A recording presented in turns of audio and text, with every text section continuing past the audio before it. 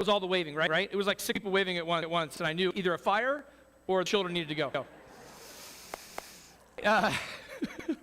So quick recap here. The first is David commits adultery with Uriah's wife Bathsheba, tries to cover it up. 2 Samuel 11, 1 through 13.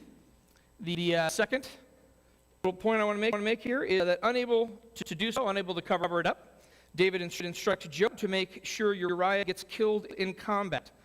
That's 2 Samuel 11, 14 through 25.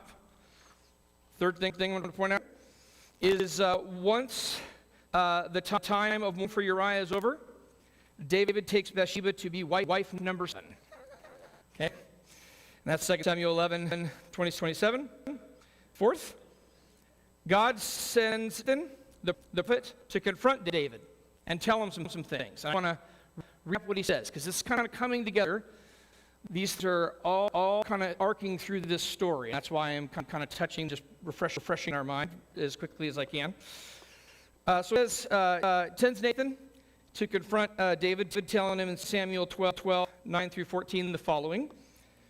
Why do you despise the Lord by doing what is evil in his eyes? You struck down Uriah the Hittite with the sword and took his wife to be your own. You killed him with the sword of the Ammonites. Right? You didn't actually strike him, but used Joab, and you used the conflict with the Ammonites that was happening to stage it. But it was your orders, you planned. So just as much as if you stabbed him yourself, you killed Uriah. You killed him with the sword of the Ammonites. Now listen to these things. This is what Nathan is telling him is going to come, or rather God is telling him through Nathan. The sword will never depart from your house. The sword is very. I love when Scripture does this. It's very, kind of just great imagery, right? I mean, what does the sword represent?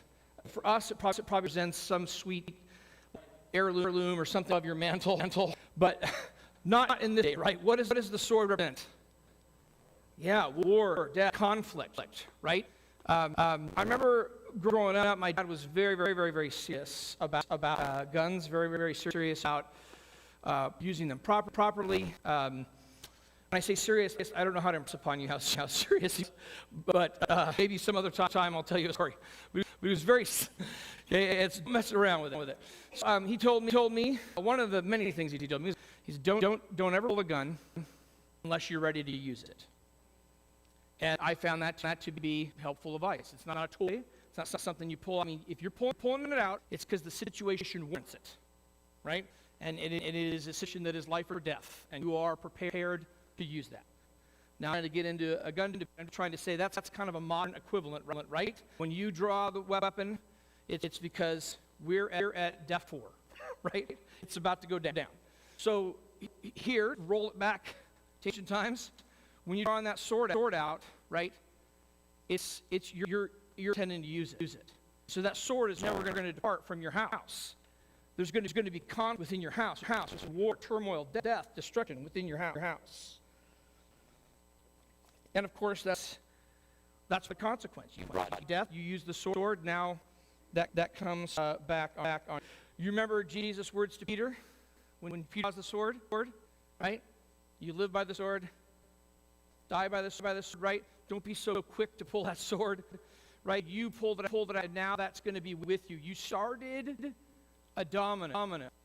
How many of you guys have ever set up the old dominoes? I know you're supposed to, play a sophisticated game with them, but as a child, I never did. I just, to kind of make those really sweet, cool, domino paths, and then watch them all go down, do some cool at the end. So, the dominoes, one tends to fall, knocking over the next. You set something in motion, David, here, within your family. Because you despised and took the wife of Uriah the Hittite to be your own. This is what the Lord says. Out your own household, I am going to bring calamity upon you. So now, again, we're narrowing it in. Out of your own household, I'm gonna bring calamity. It's gonna be chaos. It's gonna be craziness, right? It's gonna be the sword. There's gonna be conflict, destruction. For your very eyes, I will take your wives and give them to one who is close to you. What you're seeing here is really kind of two prongs to this consequence. One addressing the murder, right? The sword, the murder, the conflict, and one addressing the immorality, the adultery. So you're going to have the sword, you have calamity in your house, and then I'm going to take your wives and give them to one who is close to you. Man, David knew what this really meant at the time he was receiving these words, and we're going to get into that today. So I think sometimes he probably had no idea. You know, it's like you're like, oh, that's bad, but I probably had no idea just how really bad it's going to be. So I'm going to give to one who's close to you, and he will lie with your wife in broad daylight. You did it in secret, but I will do the thing in broad day before all Israel. Right? You were sneaky, you were secret. This consequence that's coming to you is going to be like everyone is going to, everybody's going to know. It's going to be out in the open. Then David said to Nathan, I have sinned against the Lord. Nathan replied, and I just included this because it's so important to through all of this. Here's Jesus, and here's his mercy and his forgiveness. Nathan replied, the Lord has taken away sin. You are not going to die. Why? Because Jesus died in your place. And if you don't want to understand this, I mean, how are saved in the Old Testament? The same way they are in the New Testament. It's just that in the Old Testament, they're looking forward to this thing that God is going to do, right? Through Jesus, who died in everybody's place. So by faith, they're trusting God for their salvation. They may not know exactly how it's going to go down. And of course, we are all looking back to what Jesus did on the cross, right, for our salvation. And so here it is. You know, the Lord is going to weigh your sin. You're not going to die, right, because Jesus is going to die in your place. But because by doing this, you have made the enemies of the Lord show utter contempt. In other words, if one who is so much in love with the Lord just kind of flaunt, does that out in the open, and doesn't even, you know, is just this wicked, what kind of licenses does that give the enemies of God who don't want to follow him anyway? Right? You're just a hypocrite. By the way, do you think hypocrisy is a big issue for the world, believers? Yeah. Okay. So this is kind of what he's saying. This is, you know, they have now utter contempt. Oh God, it's just you know, his church. It's all hypocrites. It's all that, right? You help towards that, making that a reality. Okay, this is what he's saying. Because of doing this, you have made enemies of the Lord show utter contempt. Son born to you will die. In other words, that son with Bathsheba. So three things. One, sword's never going to depart from your son, out of your own house. I'm going to bring calamity upon you. Two, I will take your wives and give them to in broad daylight. And three, the child conceived in the act of adultery will die. The latter has already happened, and we're going to see the first two take place. That's what we're going to watch. Okay, we're going to see these first two things take place, right? The sword, calamity out of his house, and that consequence about his lives. Back into kind of just reading, just to catch us up here. 5, with the help of David's nephew, Joab, David's son Amnon violates his sister Tamar. 6, while David is furious upon learning what Amnon did, he did nothing about it. 7, David's third list, Absalom, secretly hates Amnon for what he did to Tamar and patiently plots to kill him. 8, Absalom, he kills him, right? And then 8 flees to his grandpa on his mom's side, Talmi, king of Asher, and stays there for 3 years. Okay, and just here's a little map, and there's the north there. There's kind of Gesher, right? So David made an alliance there. A princess, married her. That's where Absalom's from. He's fleeing. He's getting out of David's, area to where he can be with his brother. 10.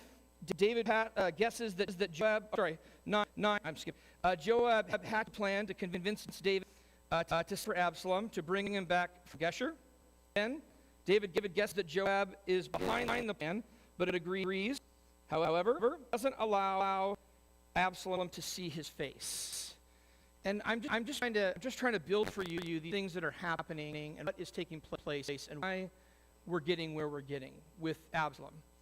Right? When I talked about that domino, took out the sword, you committed sexual sin, right?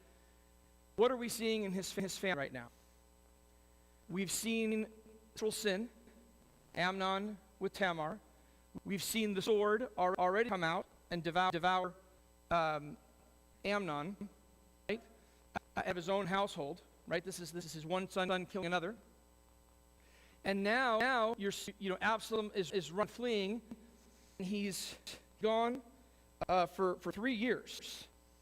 And this is what is powerful to me, is that basically he says, all right, you can go get Joab, but he can't see my face. And before I get into this verse, let me go to the next one. 11, after another 2 years of not seeing its face, after another 2 years of being ignored, Absalom forces the issue and is finally brought back. He does force the issue. He tells Joab. Joab doesn't listen, so he's fired at Joab's fields to get his attention. Joab listens.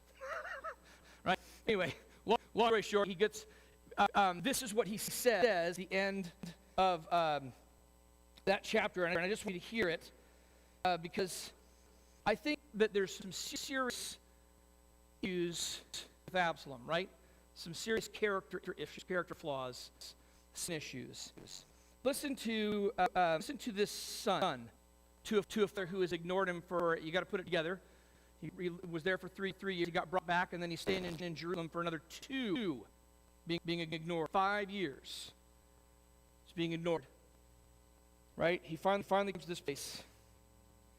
Says, then the king he says, why have I come from Geshur? This is at the end, chapter 15. Why have I come from Geshur? It would be better for me if I were still there. Now then, I want to see the king's face. And if I'm guilty of anything, let him put me to death. In other words, I'm just done with. Right? I'm going to go for the king. If he's going to kill me, he's going to kill me. I'm done with this. And this is what you think about how powerful that would be. I don't know about you, but in your relationships, if this is something that has happened to you, or this is something that the Lord is convicting you of doing, then I think it's important to listen here. One of the most painful things is not actually getting angry and yelling and stuff like that. That is painful, okay? You say hurtful words. But one of the most hurtful things is actually withdrawing relationship. That's very painful. Very, very painful. Becoming apathetic and no longer caring about person one way or the other. And so maybe that's happened to you, where somebody has removed relationship from you. You've experienced that pain. Or maybe you're sitting here and you're like, I sometimes do that to people. When I get mad and I'm hurt, I just close it off. And I want to urge you that is not a very healthy method for conflict resolution. It does damage. And while David definitely has brought this on through what he did previously with Bathsheba, I also think there are elements here in how he's handling things. He got really mad about Amnon, but did nothing. Secretly, Absalom hates Amnon, and he's patient. He waits for two years. I just hear me out on Absalom. Is he patient, planner, and a plot? Guy is patient, and he plans and he plots. Okay? Maybe that's something you struggle with too. Being strategically minded is a very good thing, but just like any talent, it could be used for righteousness or unrighteousness. Okay? And so he's a strategic kind of a plotter planner, and he is using it for wrong here. And so he plots his brother's death. He hit him for 2 years. He just holds it in, doesn't say anything, bides his time, kills him. Then he runs, gone 3. Then his dad brings him back. He just sees his dad for 2. He's like, I want to see my dad. I don't care anymore. I just want to see his face. Listen to this in Psalm 27, verse 9, and just think about this from a guy like David, and consider this psalm. Psalm 27, 9. Do not hide your face from me, nor turn away from your sin in anger. You have been my helper. Do not leave me or forsake me, O God, of my salvation. So the people that are crying, the people God cries out for these things is doing these things. Please, God, anything, hide your face. Please don't hide your face. That's too much. And now he's hiding his face. He says, "You will not see my face." And then Adam's like, "I just want to see his face." There's something about rejection of a relationship, and I believe it's God is allowing these events to unfold. But it's these that David is not doing that is or really we can do stuff by make choices by making a choice, right? Not making a choice is making a choice. So, by not making the choice to see him, go visit him, or try to make things right with him for 5 years, he made a choice. And that choice is going to have painful consequences, real painful consequences, that are going to be part of God bringing about what he foretold through Nathan. So, about 5 years has passed, super painful, and finally he does get to see him, and it just says is that he bows down before the king, and the king kisses him, and that's all that we hear about it. No, didn't really talk much about any working through things or process things, but at least he did kiss him. Okay, and now we're gonna pick up here and continue on. In this chapter. Now, let's take here. This, by the way, all these say 14. That was just my bad because I entered them in and I didn't realize it, and I didn't take the time to actually go read them. So they're all 14, but they're 50. All right, so just so you know, that's what happens. All right, so 2 15. And this first little section here is just one verse, but I want you to see titling it "Mass Manipulator," right? Because this is exactly what we see in Absalom. After this, okay, so some time had passed. The NIV says course of time, or some time passed. After this happened, after he went before the king and finally got his face, Absalom got himself a chariot, horses, and 50 men to run before him. Now, here's why he's a manipulator. Tell me, in our society, or just basically as a human being, we are not attracted to power and stardom. Are we not? You don't really get excited when you see me. oh, hey. Okay. But if you saw somebody really famous, you'd be like, oh, that's so. Oh man, if it's somebody that was like in your kind of wheelhouse of interest, look out at how excited you're going to be, right? Are not attracted to kind of popularity and fame, and right? It describes Absalom as being very, very, very handsome, like his dad. But he goes, he gets a chariot, so he gets a sweet ride, right? Some horses, 50 men. They're just before him, being like Absalom, right?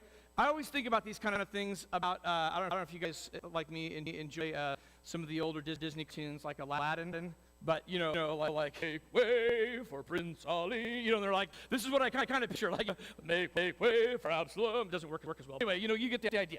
They're running before him, making a big hoopla, and everybody's like, ooh, like, look, right?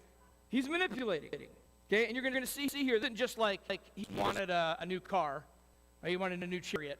He has a plan, and he's been plotting. And you see here, he's a patient plotter, but there's evil and there's sin and wickedness in here. He's using this for ill. All right, moving on. The next section here, verses 2 through 6, stealing the people's hearts. All right, check out how crafty guy is. All right, and Absalom used to rise early. Now, there's the old saying, I don't know if anybody in my family, there's a few, not me, That adheres to this saying, early dead. Yeah, right, early dead, early to rise. So there's this concept of getting up early and, hitting it, right? And so now normally we would be saying that as trying to build into someone's character about being productive, right? Getting an early start in the day and getting going, right? But look at his motive for rising early. So look at, he is productive, he is a planner, he is strategic, he is motivated. Normally these are all good things, unless you're using these things for evil, right? And we can use, by the way, the gifts and the talents that we have to hurt people. I'm pretty, I would say fairly witty, okay? Do you think I never use my wit to hurt people, or do you think I've used that ability to hurt people? I wish I didn't. Do you get what I'm trying to say? We use these things sometimes. We use them for good. Sometimes we use them because of our flesh. He's getting up early, but not to do something productive, righteous, to stand beside the way of the gate. In other words, the path as you're going in to see the king. Okay? He's intercepting people. This is interception. He's intercepting people. And when any man dispute to go before the king for judgment, Absalom would call to him and say, "From what city are you?" Now, this is an awesome trick people at the kiosks in the mall try to use, right? They'll say anything to you to get you to kind of stop. And normally, what do we do when a kiosk person is trying to stop us? It's like, just look the other way, quick, walk fast, right? No offense if you've ever worked a kiosk or if you're watching, I still love you. We just don't want to buy what you're selling. All right, so, it's that kind of like that look, right? So, guy's minding his own business. He's ready to see the king for justice. And Absalom sitting there, dressed up, got a sweet ride, got horses, people like shouting his name. He's big, but he's not too big. He's not too big for the people. He can get down. See in this? He's he's got like, some real sway, and he's got power, and he's got respect, and he's got all these guys that are going before it. But he's a man of people. He'll talk to just average person by, and he just starts off with kind of that, hey, what city? Where are you from? And when he said, your sister is of such and such a tribe in Israel, so isn't necessarily where he's actually from, just when he gives the answer, someone would say to him, see, your claims are good and right. Now, let me ask this. Does that remind you of somebody who is very shrewd? Remember I talked about picks? Do you think the enemy is up early?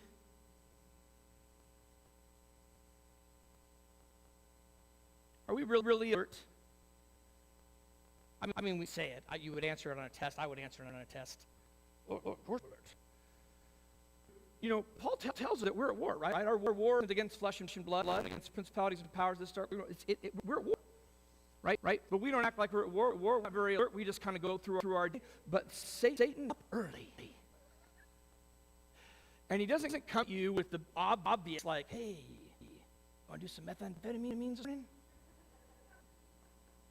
Hey, I noticed that person was bothering you. You want to commit murder this afternoon? I can go over and pick you up.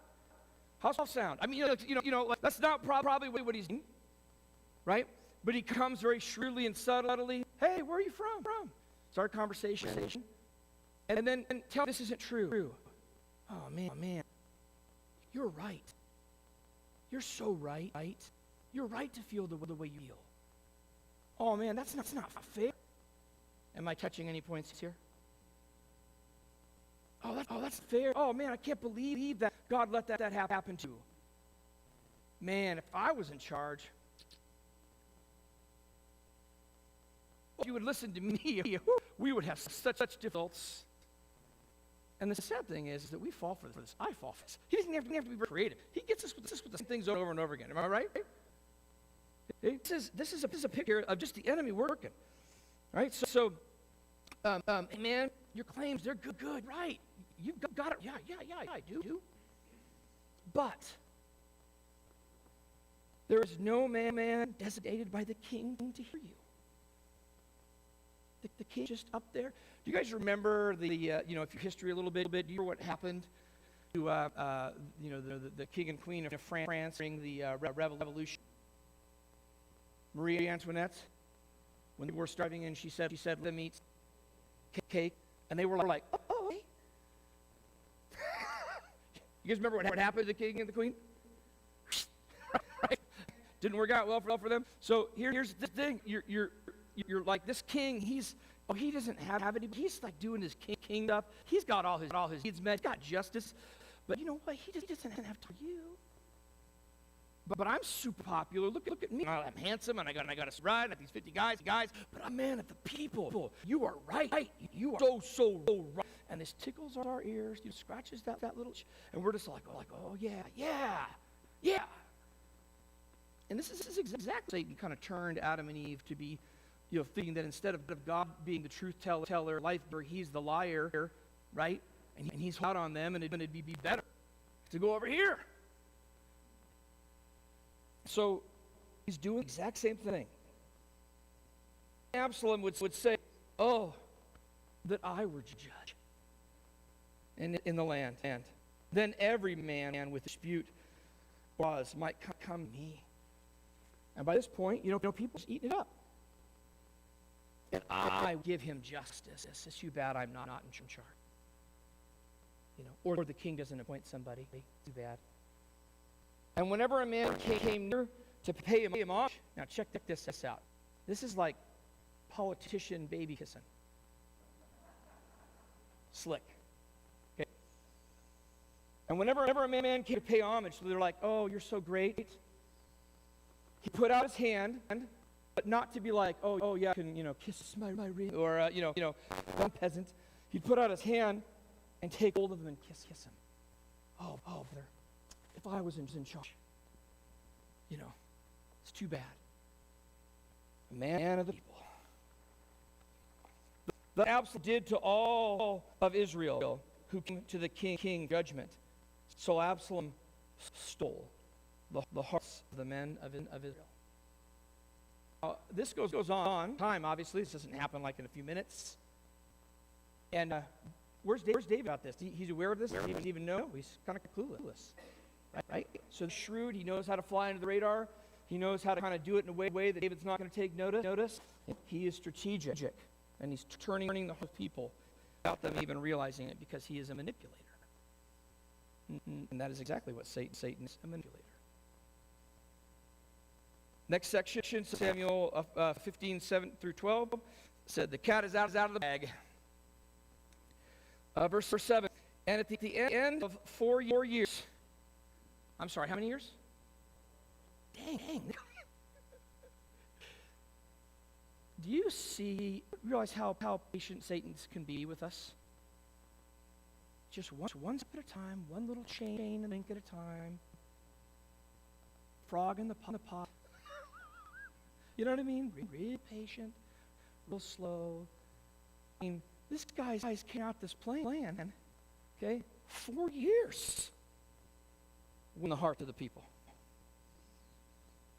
And at the end of the 4 years, someone said to the king, please let me go and pay my vow, which I have vowed to the Lord in Hebron.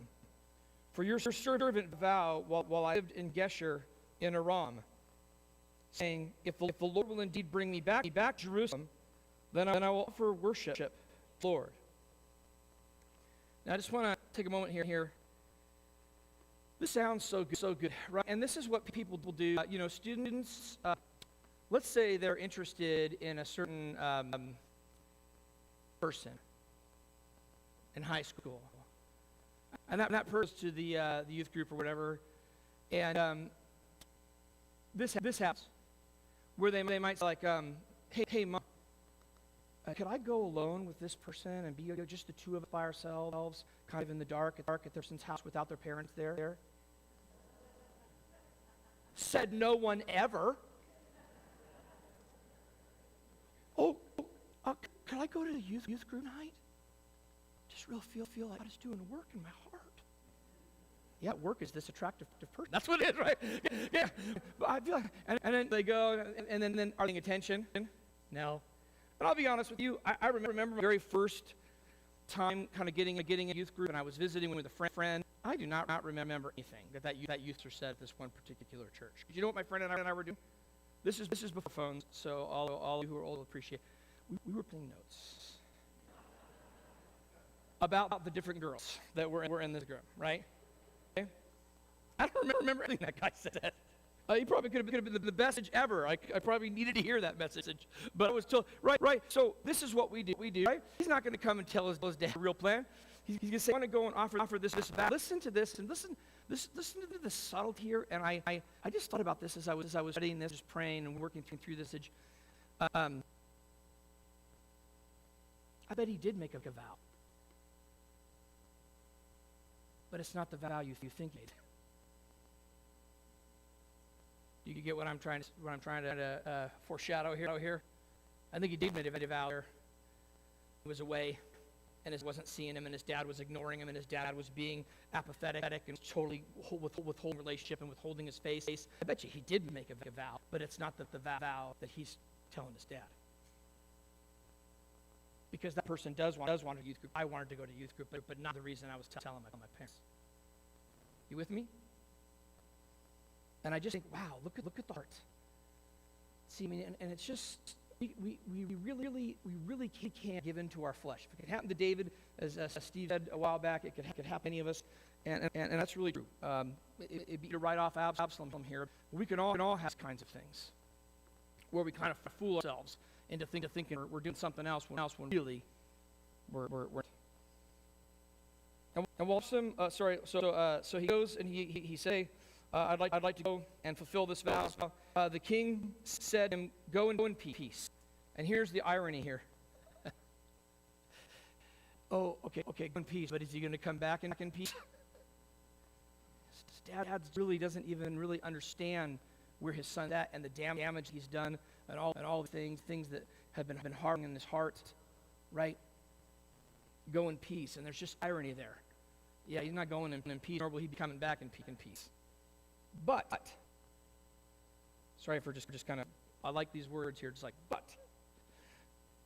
Absalom sent secret messengers throughout all the tribes of Israel saying, as soon as you hear the sound of the trumpet, then say, Absalom, king at Hebron. Now here's what you may not realize. Absalom was born in Hebron. But furthermore, before David became king of all the united Israel and Judah, right? He was king of Judah. And this was before he had taken Jerusalem. So you know where he was king of Judah in? King of Judah in Hebron for 7.5 years, in which he had several children, one of which is Absalom. And so I just think it's poignant. Absalom's going, you know what, I'm going to go back to Hebron, where I was born, a place where you were made king. But I to be king.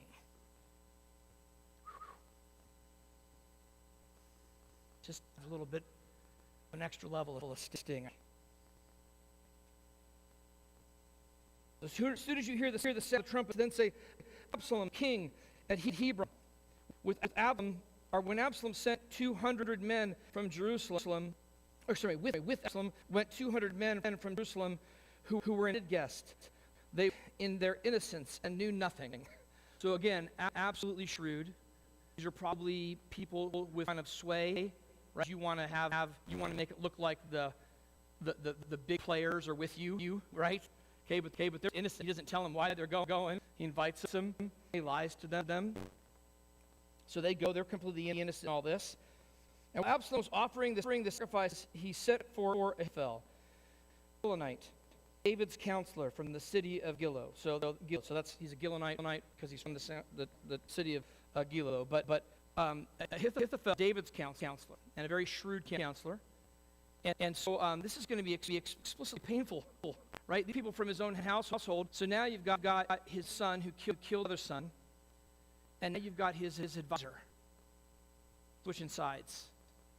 Okay? I told high school this story. I was in the 7th grade, and I was When I was in high school, I had this girl that I really thought I was married. I thought she was the one. It was my freshman year, right? Anybody ever felt that when you're young? Because you know everything when you're young. So, we had broken up, and my heart was just crushed. But it was an end of year kind of party, and we were at a skating rink. Sue actually explain what is. I think they all agreed they still remembered Golden Skate. So we're at a rink, and do you remember how they used to have those different games you could play? But they used to have all different things like full skate. So they had a full skate, and I went to her and said, "I know we're broken up, but could we go around one last time?" So she said yes. So holding hands, we skate. How do you think I'm feeling? Like top of the world, right?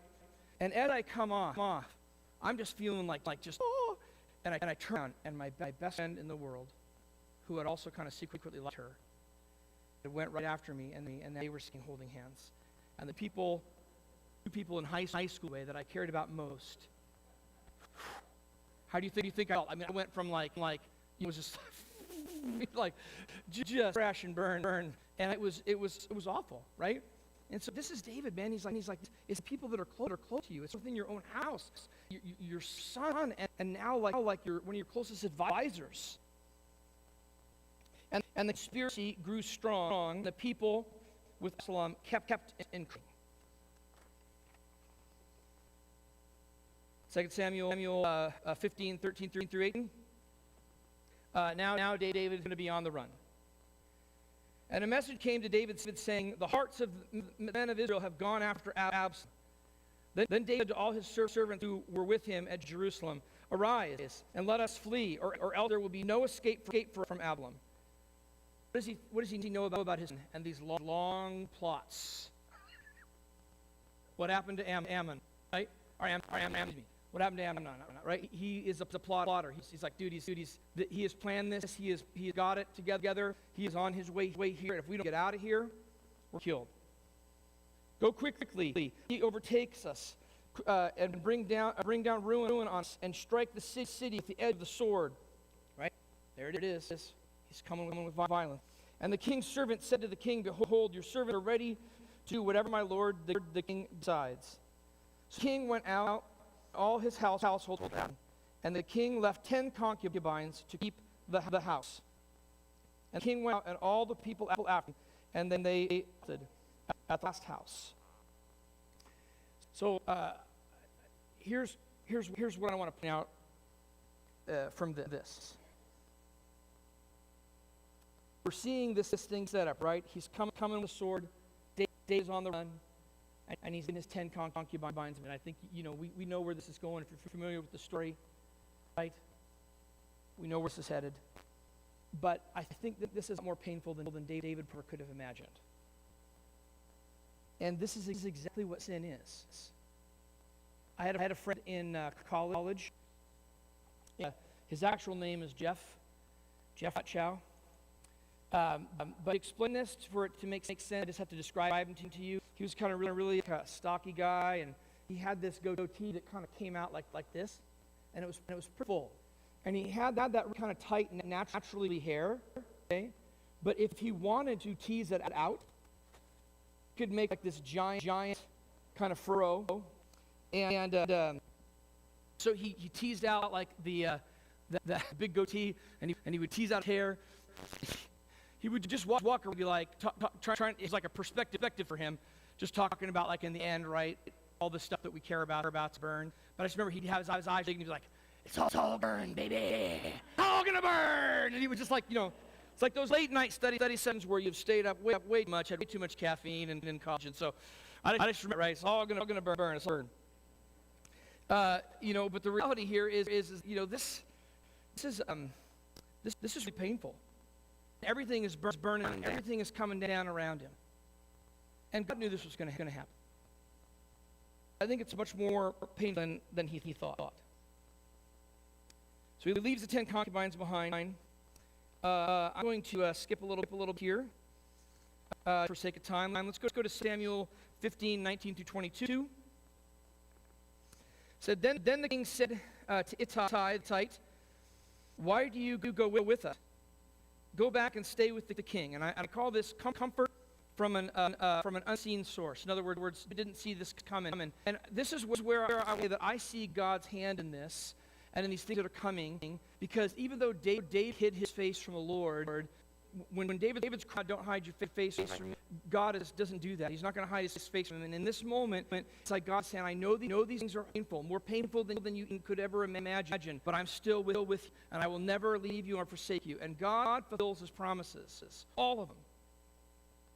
And I think this is one of those moments. It's also interesting how it mirrors in his family line, going all the way back to Ruth, and what Ruth did with her deciding to stay and not leave. But you'll see this in Ittai. Go back and stay with king. You are a foreigner and also an exile from your home. You came only yesterday. In other words, you just showed up, dude. You don't have to stick with me. It'd be so much easier. You don't have a part of this. Absalom's not going to look at you and blame you or connect you to me. You don't have to come. All the rest of us here in this, because Absalom's going to kill all these people. But you could stay. You only came yesterday, and shall I today make you wander about with us? Since I go, I know not where.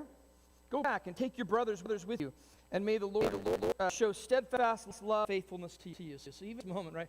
It is like, listen, you don't have to be a part of this. I know this is from God. I know this is what's happening. Nathan said it's going to happen. God told me it's going to happen. You don't need to go. But Ittai answered the king, as the Lord lives, and as my Lord the king lives, wherever my Lord the king shall be, whether for death or life, there also will be your servant. Remember Ruth? Right? You're going to be my God. Your people are going to be people. I'm not going to leave you. And this is really interesting. So David, I wonder if he was even thinking about that moment of faithfulness and how God worked through that and in his family lineage and not really far removed, his dad and coming down to him. So I was surprised at all. Familiar with those stories, thinking about this in this moment and being really encouraged that here's this guy, and it's like God is going, I'm with you. And you know how God does little tiny, I don't know, what do you little nudges, little reminders that I've still got this. I'm still with you. I haven't forgotten you. I'm not going to leave you. I'm not going to forsake you. I'm still going to work this there for good. And so this is a real encouragement to all of us and David, that even in the darkest of times, when it's way more painful than you ever thought it was going to be, the God that left you or abandoned you, he's still there, and he's still sending you little messages going, I've got this. I know it's bad now, but I've got this. And here's a reminder of my love and faithfulness and steadfastness towards you. And I'm going to use this guy named Ittai, who's a foreigner, who just showed yesterday. And David said to him, go then, pass on, go along with everybody else. So Ittai the Gittite passed on with all his men, all the little ones who were with him. 14:23 through 30, David recognized the Lord's hand. Okay, so now you're going to start to see even more of God's handness. And I think this is what always leaves us within Scripture. Even though there seems to be sometimes like deep amount of discouragement, God always leaves you with hope. There's always hope. Even as pronouncing consequences or judgment, even when he's talking to Israel, there's always hope, right? They're going to be deported, but then he's also going to bring them. There's always hope. And so you're going to see this, right? Not just with Ittai. David recognizes the Lord's hand things. And we're going to see some more encouragement. And all the land wept aloud as all the people passed by. And the king crossed the brook of Kidron, and all the people passed on toward the wilderness. And Abiathar came up, and behold, Zadok also came with all the Levites bearing the ark of the covenant. I'm going to skip a little bit here.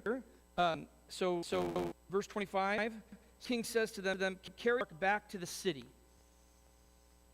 If I find favor in the eyes of the Lord, he will bring me back and let me see both and his place again. But if he says, I have no pleasure in you, behold, here I am. Let him do with me what seems good to him. Let's go there, because you know this story.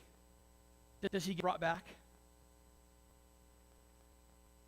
Okay, and so you're going to see here, even though it's really tragic, there's lots of pain here, and then there's pain in this section, because it starts with weeping, and then it ends with weeping here. But I just want you to see that, like, hey, go ahead and take the ark back. I know you're trying to be like, God's chosen one is David, so the ark's going to go with him. But actually, what you're realizing is, God, I know I'm the chosen one, but he sent me out. He chose that. So take the ark back. It belongs there in the city, in Jerusalem, right? That's where it belongs. And take it back. And here's the thing. I'm putting mine into God's hands. And there's no better place to be, David, or all of us. You've got this God, and I hope it brings me back. I'm okay with whatever it is. Okay? But we know the story, and so be encouraged with the end story. He does bring him back, which means then that he has pleasure in him. But he says, if I have pleasure, if I have favor, right, then he's going to bring me back. God has favor, and he has pleasure towards David, and he has favor and pleasure towards you. And he demonstrated it in the maximum way he could by dying you. You believe it. You better believe it that he's with you. Even if it's your darkest hour, just like David. I'm going to skip ahead, again, for the sake of time, to the end there. If you go to the last verse 30. So, but David went out the ascent of the Mount Olives, weeping as he went, barefoot and with his head covered. I think it's so interesting too. David is exiting. He's the king. He's exiting the mountains. Do you know where Jesus is going to come back and land on when he returns? Mount of Olives. Just kind of a cool picture there. But all the people who were with him cover heads, and they went weeping as they went. The section begins with weeping and ends with weeping. It's like bookend. It's super sad, but in the midst of it is this tremendous encouragement for you and I who know this story, and that does have pleasure, does have favor with David and with you and me this morning, because he loves us, because we deserve it. David doesn't deserve it either.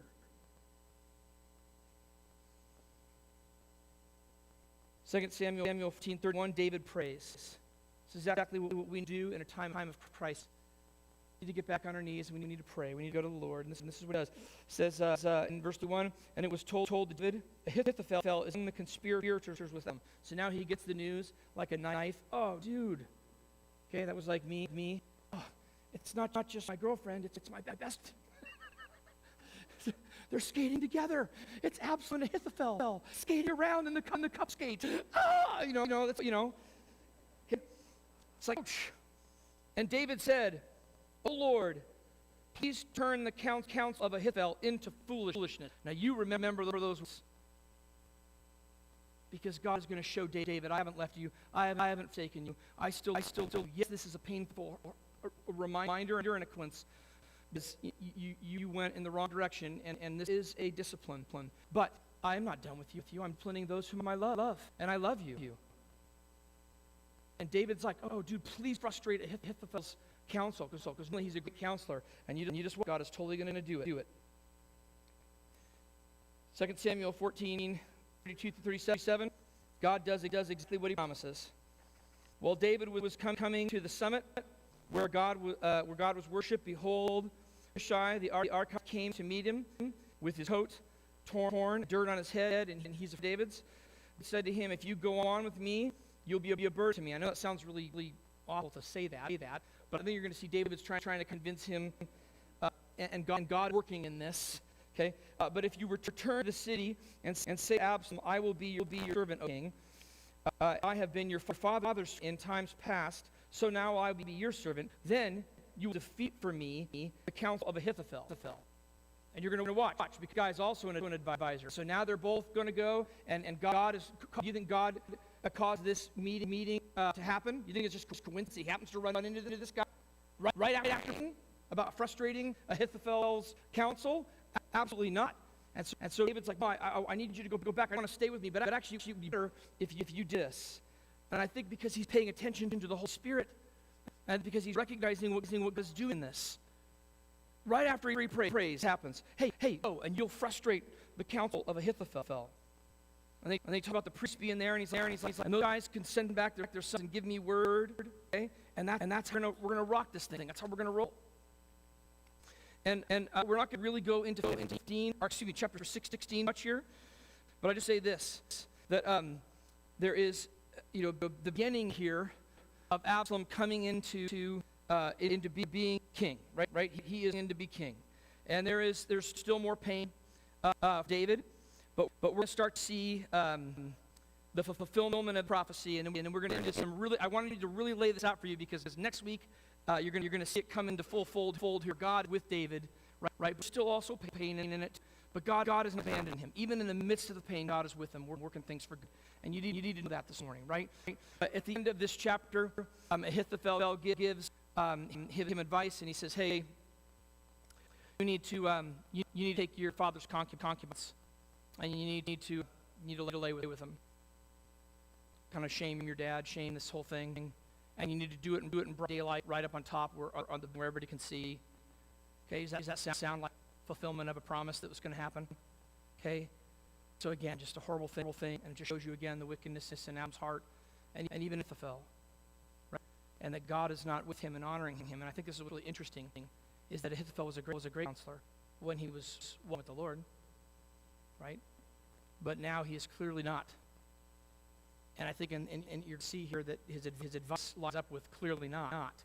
Just like Jonah earlier advice to Ahon. And so, yes, this is a painful thing. But God is through. And next week we get into chapter 17 and 18. I'm excited to kind of see what God is going to do here, show you what God is going to do here with Ahithophel. And kind of continue to track themes as we go along. I recognize it's not the funnest set of scripture. I was like, man, Steve.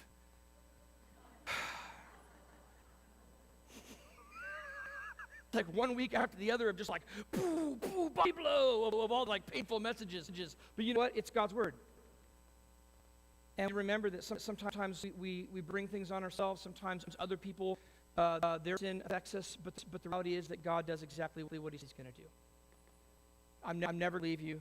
I'm never going to forsake you. I'm with you to the end of the age. I'm going to work all things together for the good of those who love me and are called according to your purposes.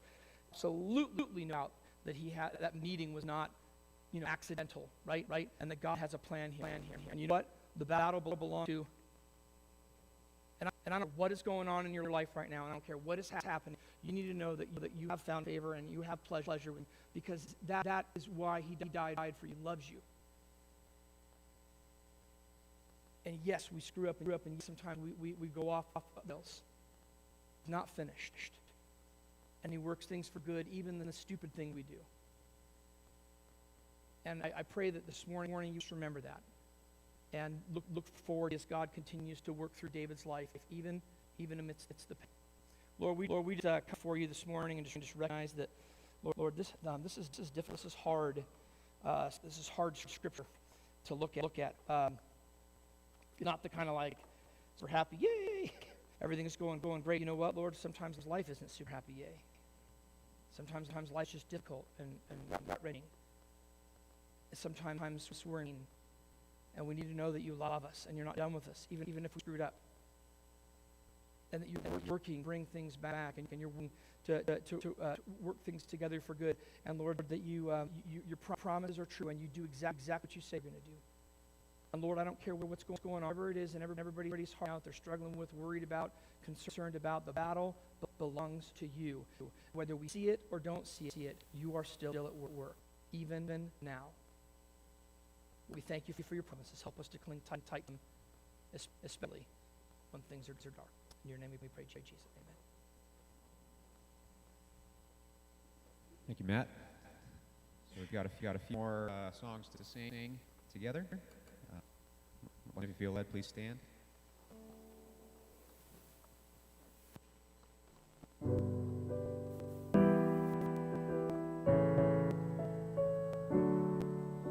The steadfast love of the Lord never ceases.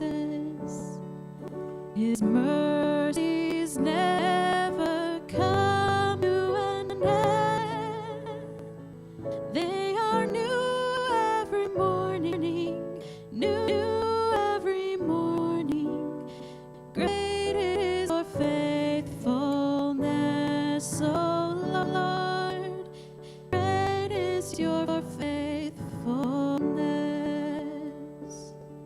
The steadfast love of the Lord never ceases. His mercies never come to an end. They are new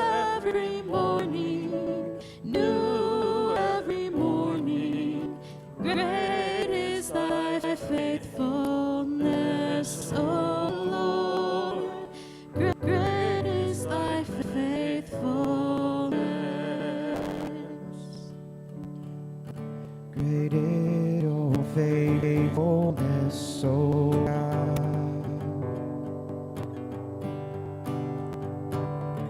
You wrestle with the sinner's restless heart. You lead us by still waters into mercy. And nothing can keep us apart. So remember your people, remember your children, remember your promise, oh God. Your grace is enough. Your grace is enough. Your grace is enough for me. Great is your love and justice out of Jacob. You use the weak to lead the strong. You lead us to sing the song of your salvation. And all your people sing along. So remember your people, remember your children, remember your promise, oh God. Your grace is enough. Your grace is enough. Your grace is enough for me. Your grace is enough. Your grace is enough. Your grace is enough for me. So remember your people, remember your children, remember your promise, oh God. Your grace is enough. Your grace is enough.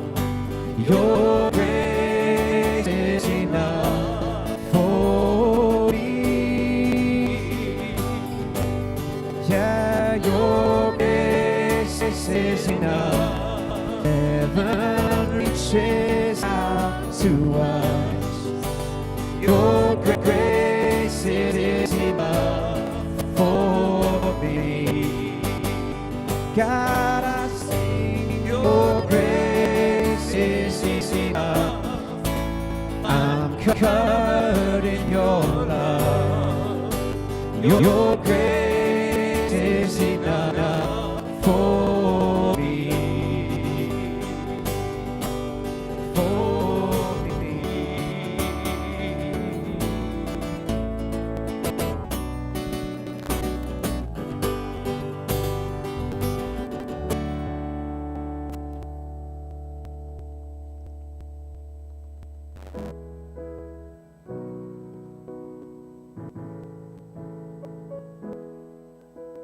Lord, you are more precious than silver. Lord, you are more costly than gold. Lord, you are more beautiful than diamonds. Nothing I desire compares with you. Lord, you are more precious than silver. Lord, you are more costly than gold. Lord, you are more beautiful than diamonds, and nothing I desire compares with you.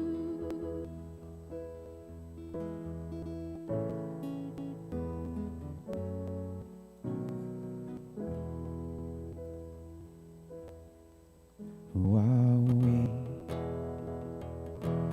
that you would be mindful of us?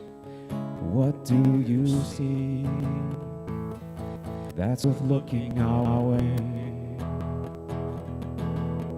We are free in ways we never should be. Sweet release from the grip of these chains. Like hinges straining from the weight, my heart no longer can keep from singing. All that it is within me cries, for you alone be glorified. Emmanuel, God with us.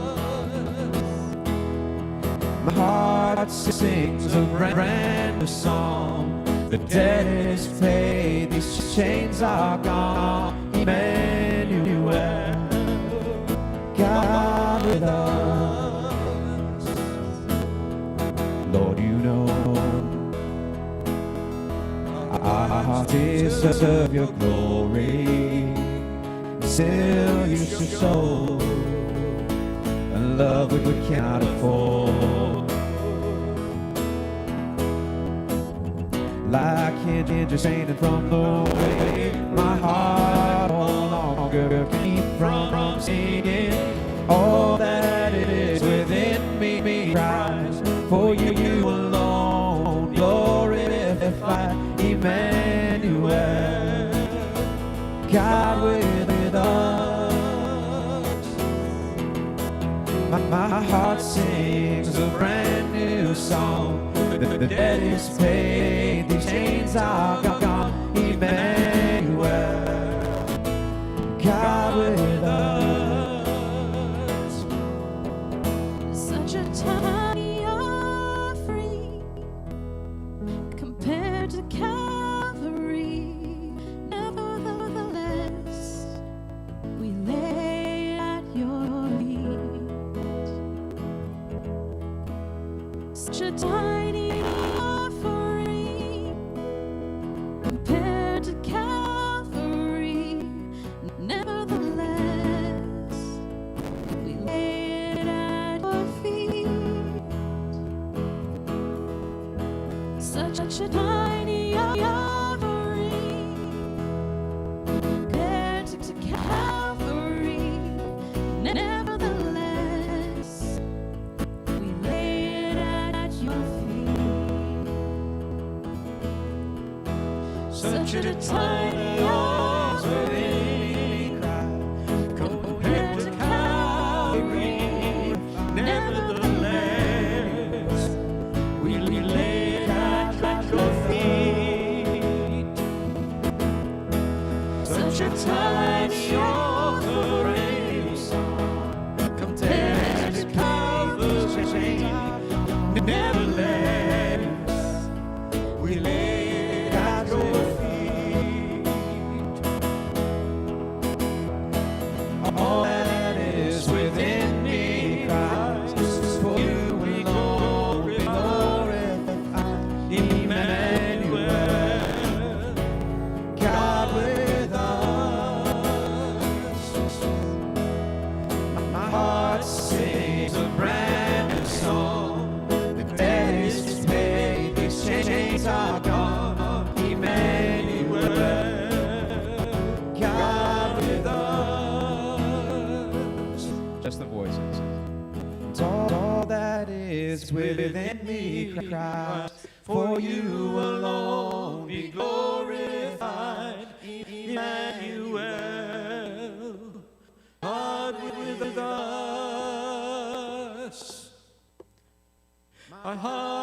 sings a brand new song. The dead is paid, these chains are gone. Emmanuel,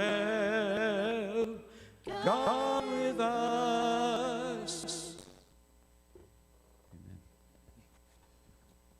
Just let you know that it's altars up here are available if you want to come up. We would love to pray with you if you just got something in your heart. Otherwise, you go and serve the Lord. See you guys later. Just